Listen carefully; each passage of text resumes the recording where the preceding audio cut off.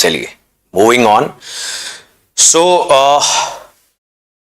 अभी हुआ क्या, अमेरिका ने टैरिफ्स लगा दिए चाइना के ऊपर। तो होना क्या चाहिए था कि चाइना अमेरिका को एक्सपोर्ट्स कम करता और उसकी वजह से चाइना का ट्रेड सरप्लस कम हो जाता, लेकिन ऐसा तो नहीं हुआ। चाइना का तो ट्रेड सरप्लस फिर बढ़ गया। और अगर आप चाइना और अमेरिका का ट्रेड देखते हो कि पिछले साल टैरिफ्स का क्या इंपैक्ट हुआ, तो चाइना के एक्सपोर्ट्स टू अमेरिका वो गिरे हैं। तो अमेरिका ने अपना ट्रेड डेफिसिट तो मैनेज कर लिया, लेकिन चाइना जो इतनी बड़ी मैन्युफैक्चरिंग हब, मैन्युफैक्चरिंग इंडस्ट्री बना के बैठा हुआ है, वो प्रोडक्शन कैपेसिटी का क्या करेगा, कहीं तो भेजेगा। तो उसने क्या किया अपना सामान उठा के बाकी देशों में भेज दिया। अब अमेरिका भी नहीं भेज पा रहा था तो सप्लाई और ज्यादा थी और सस्ता भेज दिया। सो बाकी कंट्रीज के साथ चाइना का ट्रेड सरप्लस और तेजी से बढ़ गया, सिर्फ अमेरिका के साथ नहीं बढ़ा। अब अमेरिका की कोशिश क्या थी कि चाइना की मैन्युफैक्चरिंग इंडस्ट्री को थोड़ा सा नुकसान पहुंचाना और अमेरिका की डोमेस्टिक प्रोडक्शन को रिवाइव करना। लेकिन हुआ क्या, ऐसा तो हो गया, लेकिन चाइना अब जिन देशों के साथ और ज्यादा व्यापार कर रहा है उनके साथ चाइना की इकोनॉमी और क्लोजली लिंक हो जाएगी।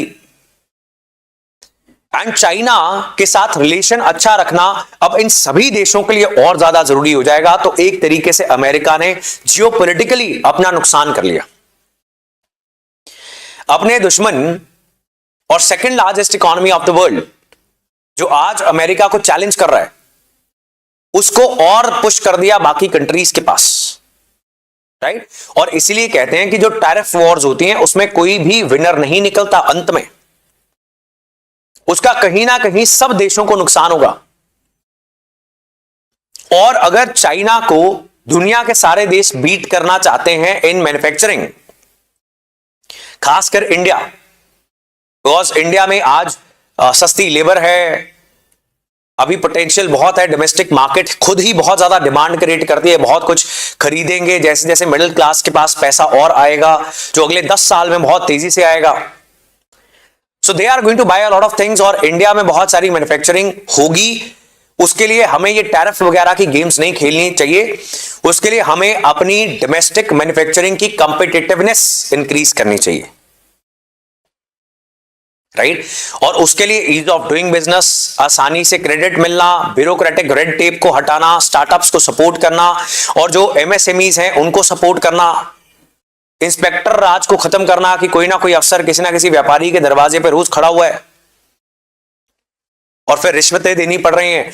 ये सारी चीजें जब हम रिमूव करेंगे, अपने लॉजिस्टिक्स सेक्टर को, अपने हाईवेज को, पोर्ट्स को, रेलवेज को, रोडवेज को बेटर करेंगे, तो ये सारी चीजें मैन्युफैक्चरिंग के लिए एक अच्छा माहौल पैदा करेंगी। बहुत सारे और लोग मैन्युफैक्चर करेंगे जो ऑलरेडी कर रहे हैं, वो और बड़े स्केल पर करेंगे। And that is how you compete with China और any other country of the world.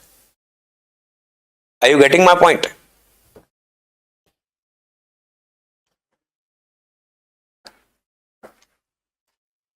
अभी चाइना को आप आर्टिफिशियली तो दबा सकते हो, लेकिन भाई कोई तो कंट्री खरीदेगी ना उससे, आप बंद कैसे कर दोगे? वो नहीं आप कर सकते।